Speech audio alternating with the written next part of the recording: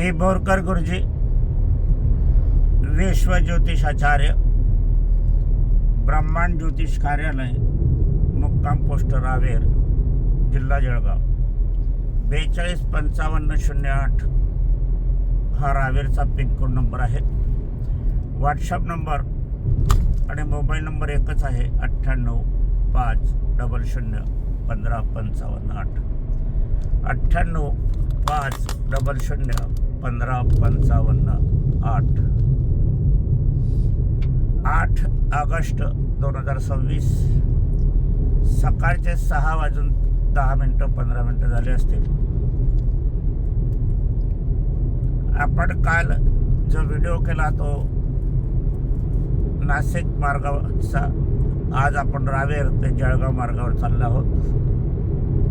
दौऱ्यासारख्या असल्या कारणाने व्हिडिओ गाडीमध्येच करावे लागत आहेत.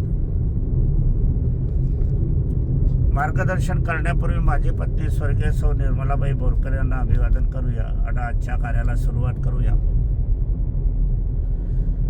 ज्योतिषशास्त्र आणि आपण याविषयी अनेक व्हिडिओ आपण केलेले आहे, परंतु काल माझ्याकडे 11:30 वाजता रात्री मंडळी आली.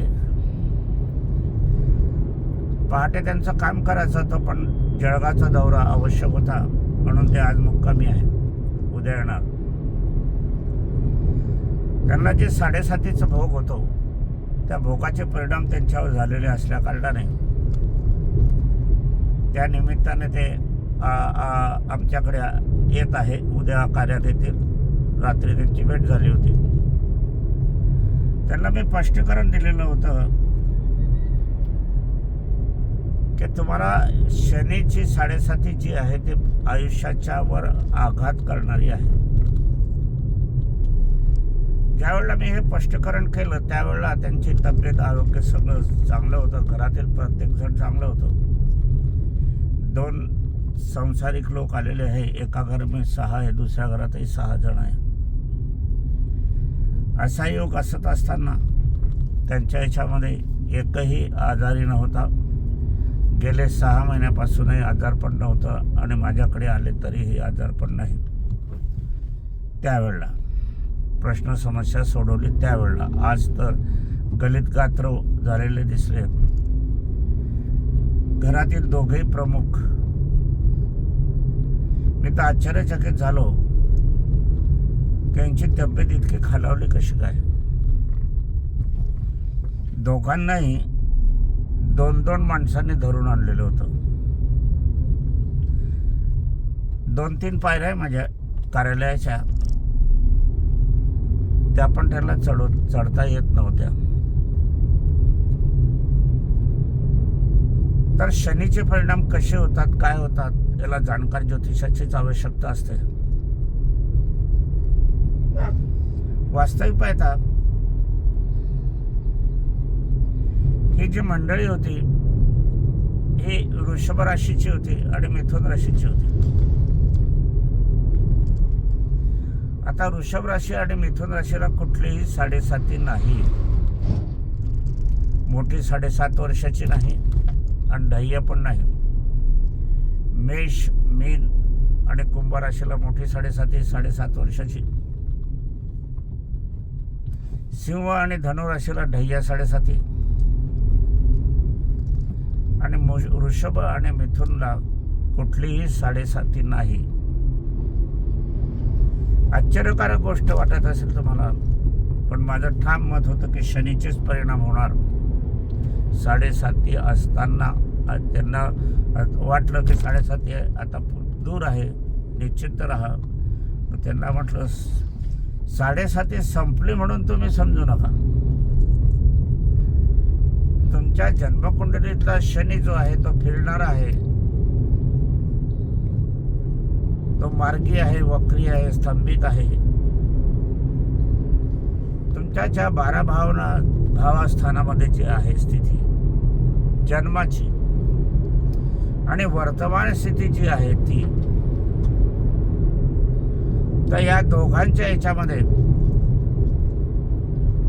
जन्माच्या वेळेला 7.5 मृत्यूस्थानात आहे. मृत्यूस्थानात असलेली 7.5 पुरुष मंडळी असल्या कारणाने पत्नीलाही त्रास आणि यांना मिळणारा जे भाग्य आहे, आता भाग्य म्हणजे लाभ नव्हे, पैसा मिळणे नव्हे, आपल्या नशीब पण वेगळं असते, दैव पण वेगळं असते. देवाने दिलं ते दैव असते, नशिबाने मिळालं ते नशीब असते आणि भाग्याने मिळालं ते भाग्य असते. इतकं बारीक सूक्ष्म ज्योतिषाने बघायला हवं. सहज 10 मिनटं बसले ते आणि मला तयारी करायची होती आजची, आणि तेवढ्यात माझ्याच हातच्या पत्रिका असल्या कारणाने आणि माझ्याकडे येऊन ते 2 किंवा 2.5 महिने झाले असतील, गंभीर दुखापतीत ती सापडलेले लोक आहेत. आता मृत्यूस्थानी असल्या कारणाने आणि त्यांना 2-2 माणसाने धरून माझ्याकडे आणले असल्या कारणाने तुम्ही याच्यावरून ओळखाल परिस्थिती काय आहे आरोग्याची. मृत्यूदायक आणि याच भीतीने ते गर्भगडीत झालेले आहेत. पहिले श्रद्धा नाही, विश्वास नाही,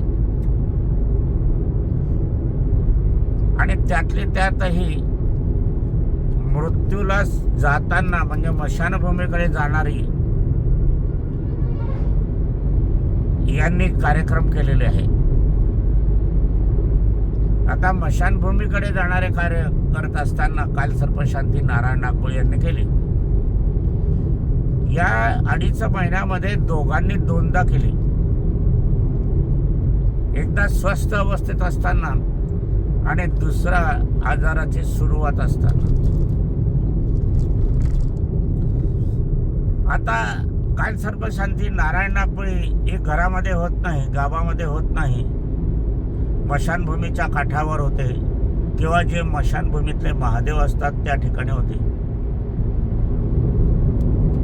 उज्जैन क्षेत्री होते, भुसावळच्या जवळ कंडारी आहे तिथे होते, त्र्यंबकेश्वर क्षेत्री तर नेहमीच होते.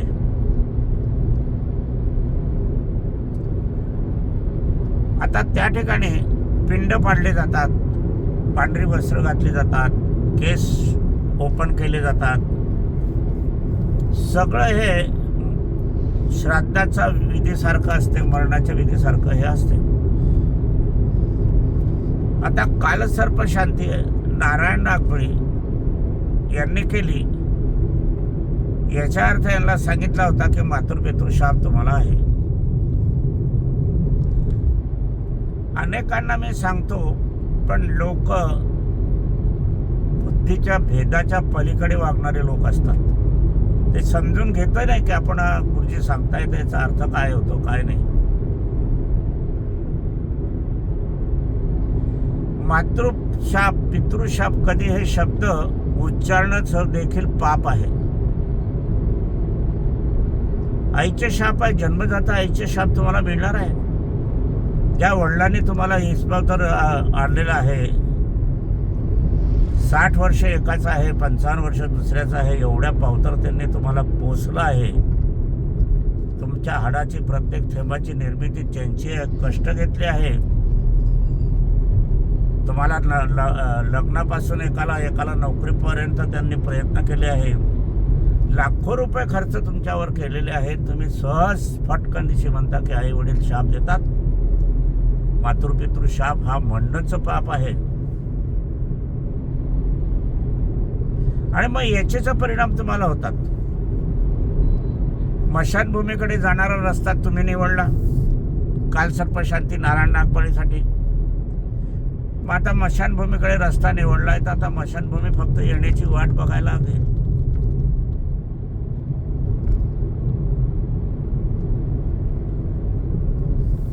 आता एक आमच्याच जातीचे आहे, मुलीचं लग्न आपण पाहायला गेलं तर 32-33 आणि त्याच्यासाठी काल सर्पशांती नारायण नागपुळे करताय. एकीकडे शुभ मंगल सावधान म्हणजे शुभ मार्ग करायचा आहे, शुभ कार्य करायचं आहे, आणि एकीकडे हे मशानभूमीचा रस्ता धरताय. त्र्यंबकेश्वर. आता स्मशानभूमीच्या जवळ तुम्हाला मंगल कार्यालय मिळणार आहे का? तुम्ही स्वतःहून जर स्मशानभूमीचा रस्ता निवडत असाल आणि त्या पोरीच्या ह्याच्यात करत असाल तर मग सुखावं दिवस कसे येतील?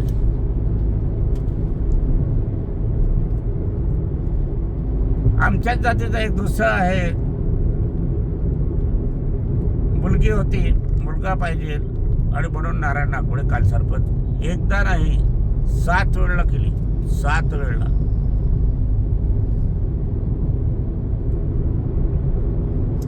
कारण का गर्भ थांबला होता 2 महिन्याचा. 2 महिन्याच्या नंतर लिंग तयार होते म्हणून तो 7 वेळेला त्यांनी तो केला आणि शेवटी मुलगीच झाली. पहिली मुलगी काल सर्पशांती नारायण नागपुडे न करता झालेली सुंदर मुलगी आणि दुसरी मुलगी मात्र फारच कठीण अवस्थेत.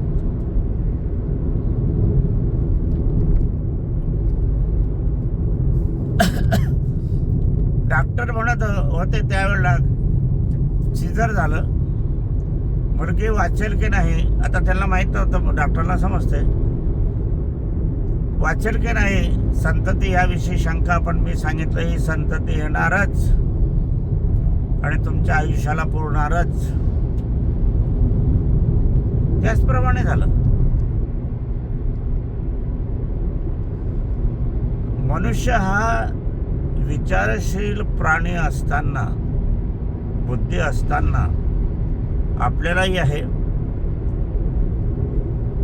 माझा मोठा मुलगा अलंकार बोरकर, मुलाची तब्येत बिघडली, औषध आणली, मला दाखवली. 850 रुपयाचा एक बाटली होती त्याच्यामध्ये. म्हटलं हे का आणली रे? म्हणे व डॉक्टरने लिहून दिली, मी आणली. बरोबर आहे, काही खोटं याचं काही नाही. आणि ते निव्वळ आमसुराचं सरबत होतं. मला सांगा, आता मी इतक्या लोकांशी संभाषण करतो आहात, बघत आहात तुम्ही मला, 850 रुपयाचे आमसूर आपण पूर्ण आयुष्यात खातो का? किलोगंती आणतो का? कित्येक घरात आमसूर आणलेच जात नाही आयुष्यात. तर आपणही विचार करायला पाहिजे की औषध कशावर चालते, काय आहे काय नाही.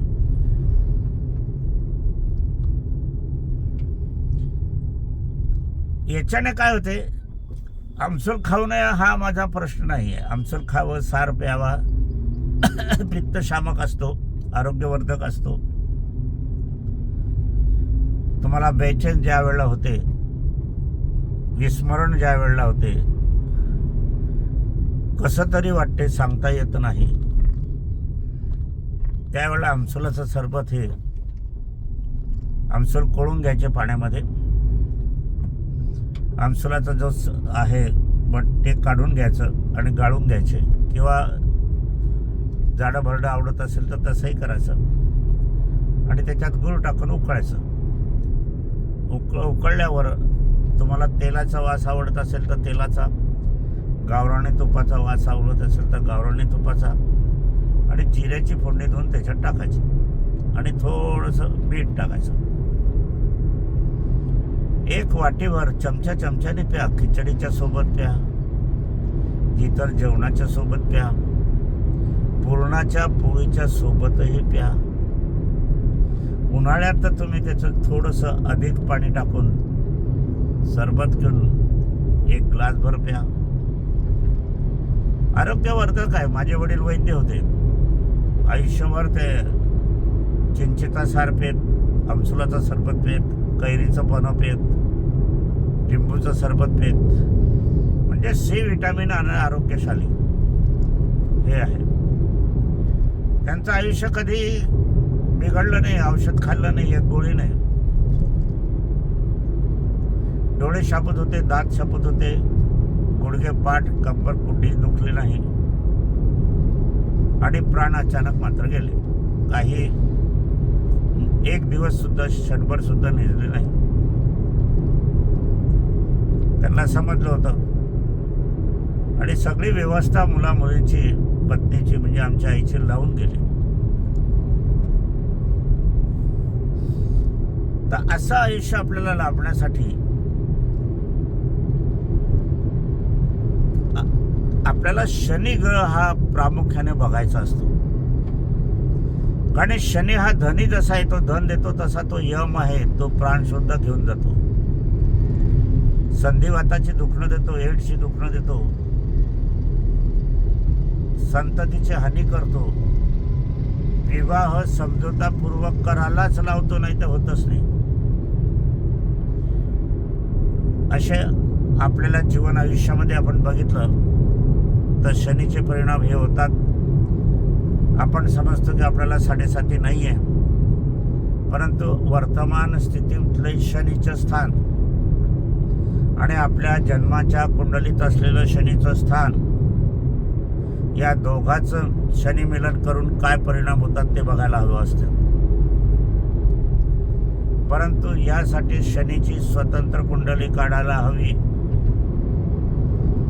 जन्मकुंडलीमध्ये स्थान, जन्मकुंडलीच्या माध्यमातून शनीची वेगळी कुंडली आणि वर्तमान गोचर ज्याला म्हणतात ती शनीची कुंडली आणि त्याच वर्षाची शनीची कुंडली, अशा 4 कुंडल्या काढून घ्यायला पाहिजे. आज तुम्ही ठीक आहे, या क्षणाला ठीक आहे, दुसऱ्या क्षणाला काय आहे. आणि याच्यासाठी तुम्ही नक्षत्र शांती करता, गंडक शांती करता, भद्रा शांती करतात, आश्लेषा शांती करतात, ज्येष्ठा नक्षत्राची शांती करतात आणि शनीच काहीच करत नाही. जो शनी यमकारक आहे त्याच्याकडे तुमचं दुर्लक्ष.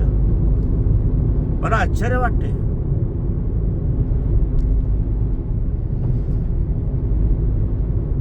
या आश्चर्याच्या पोटी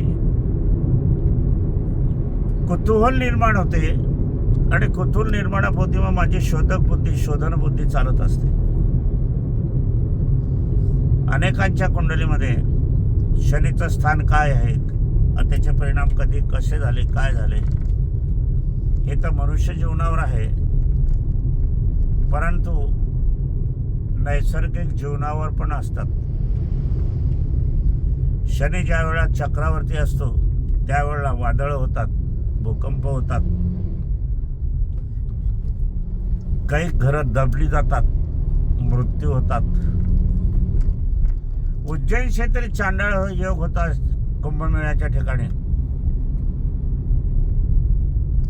आता तो चांडाळ योग असत असताना मी त्यावेळेला निवेदन केलं होतं की या ठिकाणी हा अग्नियोग जन्यमध्ये शनी आहे, तर आग लागल्याशिवाय राहणार नाही. सरकारचा परिपूर्ण बंदोबस्त होता. हा बंदोबस्त असत असताना सगळेही जवळजवळ 8-10 दिवस राहिले होते कुंभमेळ्याला समाप्तीला. समापन विधी सुरू होण्याला अवधी होता आणि त्याच वेळेला काही साधू संतांच्या याला काही दर्शनार्थींच्या तंबूमध्ये आगी लागल्या होत्या. हे पाहायला पाहिजे आपण. आमच्या बाजूला महालक्ष्मी नारायणचं मंदिर आहे. लक्ष्मीनारायण मंदिर संपूर्ण जळून खाक झालं. मूर्त्या सुद्धा जळल्या गेल्या, अग्निडाग दिला झाला.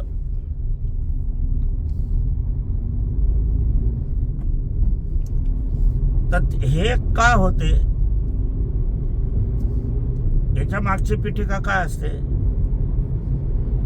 आणि जन्मकुंडलीचे भाव काय असतात हे बघून आपल्याला याचा निर्णय करता येतो.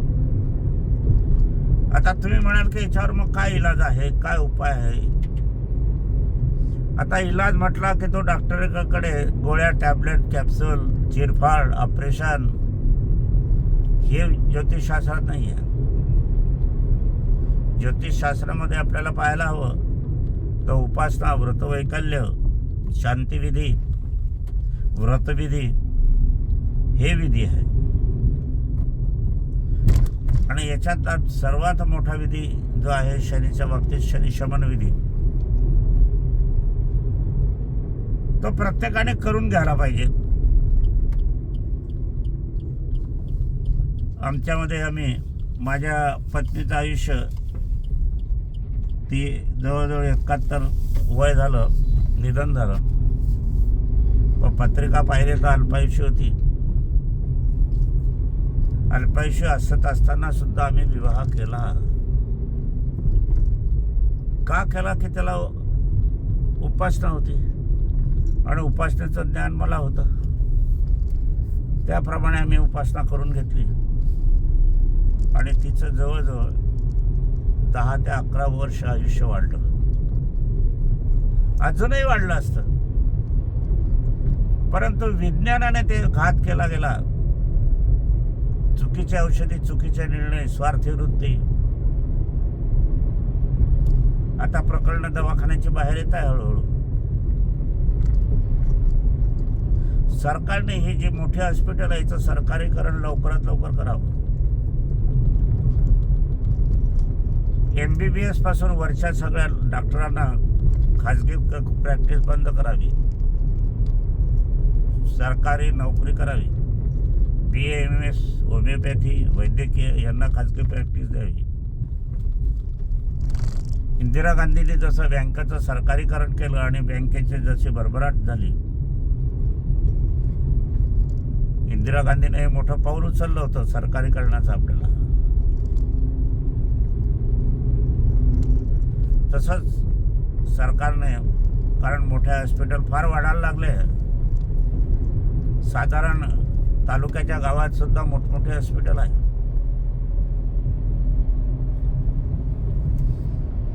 आणि सरकारने एक खाजगी संपत्तीवर मर्यादा आणायला पाहिजे. कोणाचे 2000 कोटी आहे, कोणाचे 10,000 कोटी आहे, कोणाची 50% जमीन आहे, कोणाची 100% जमीन आहे. कौटुंबिक आता कोटी गिटी काही व्यवहार असतात, काही असतात, तर 100 कोटीच्या वर संपत्ती ठेवण्याचा अधिकार नागरिकाला नकोच. 100 कोटी म्हणजे फार झाले. आमच्या 10 पिढ्यातही पाहिले जाणार नाही, 100 पिढ्यातही पाहिलं जाणार नाही.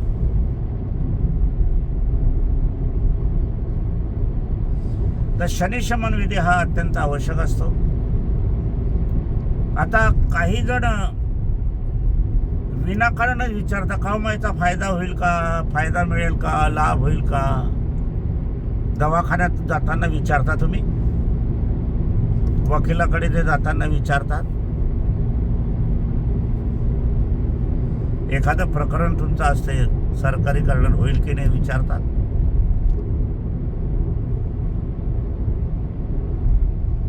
सरकारी वाहनात रेल्वेमध्ये, विमानतळामध्ये विचारता की हे बरोबर पोहोचेल की नाही. अपघात होतो, ॲक्सिडेंट होतो, वेळ लागतो, ट्रॅफिक जाम असतो. पण केलेलं कर्तव्य जे आहे ते वाहून जात नाही. उपासना, आराधनाचं कर्तव्य, दैविक कर्तव्य, ग्रहाधीन असलेलं कर्तव्य. ग्रहाधीन आहे मानव सारा जगाचा, हे लक्षात घ्या. ग्रहाधीन आहे मानव साऱ्या जगाचा. ग्रहाच्या पुढे कोणाचंच चालत नाही. रावणाचं चाललं नाही, रामाचं चाललं नाही, देवादिकांचं चाललं नाही, ऋषीमुनींचं चाललं नाही.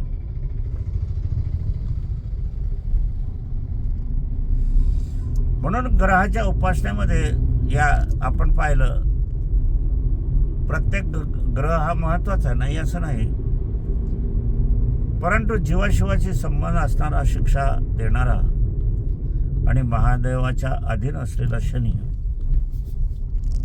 आणि सर्वांवर परिणाम करणारा, सर्वांना शिक्षा देणारा, न्याय देणारा, न्यायाधीश असणारा शनी.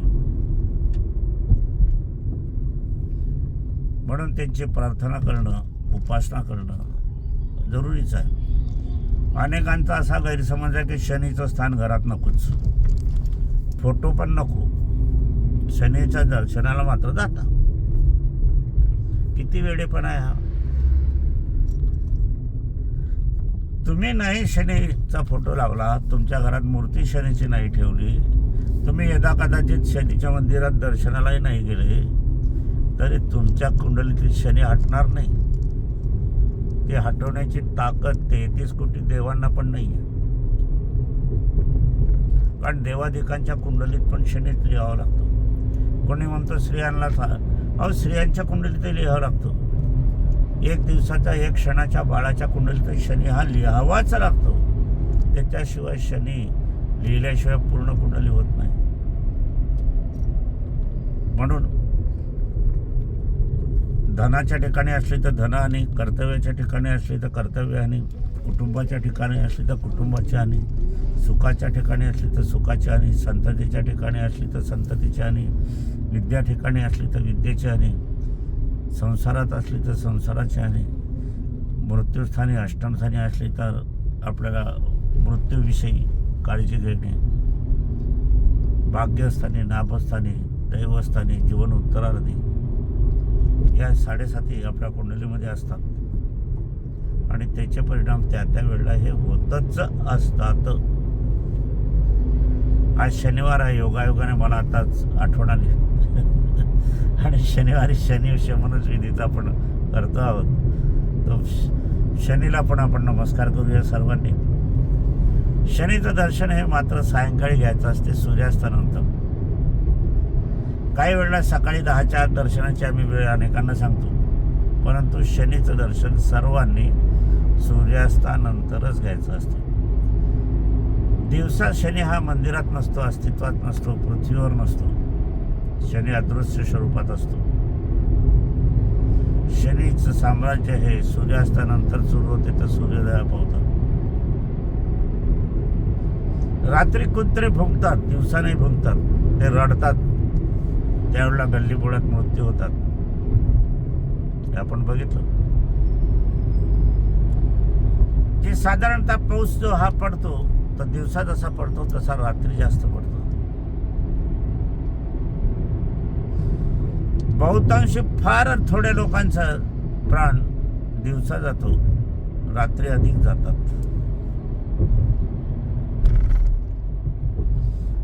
बहुतांश प्राण्याचा फेरा अमावस्याच्या काळामध्ये पशु पक्षी वगैरे निसर्गाचा असतो.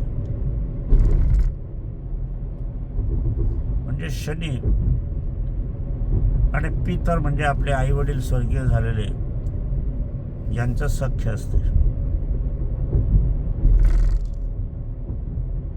कारण ते शनीच्या साम्राज्यात राहतात आणि मग नंतर निर्णय होईल तेव्हा त्यांना योनी प्राप्त होते. असो, आजचा व्हिडिओ क्रमांक 630, 8 ऑगस्ट 2026, वार शनिवार. आणि आता हा व्हिडिओ बामनोद गावापासून जात आहे. रावेर ते जळगाव या हायवे रस्ता, हा हायवे नाही आहे, हायवे भुसारपासून राहतो. भुसारपासून जळगाव हे 25 किलोमीटर आहे आणि रावेर ते भुसावळ हे जवळजवळ 35 किलोमीटर आहे. 35 किलोमीटर रस्ता खराखलेला. 25 किलोमीटरसाठी 600-625 रुपये टॅक्स देणं आहे. पण याच्याविषयी ना आमदार बोलत, ना खासदार बोलत, ना जनता बोलत. टोल नाकं भरणं चालूच आहे. असो, आजच्या कार्याला विराम देऊया. माझी पत्नी स्वर्गीय सौ निर्मलाबाई बोरकर यांना अभिवादन करूया.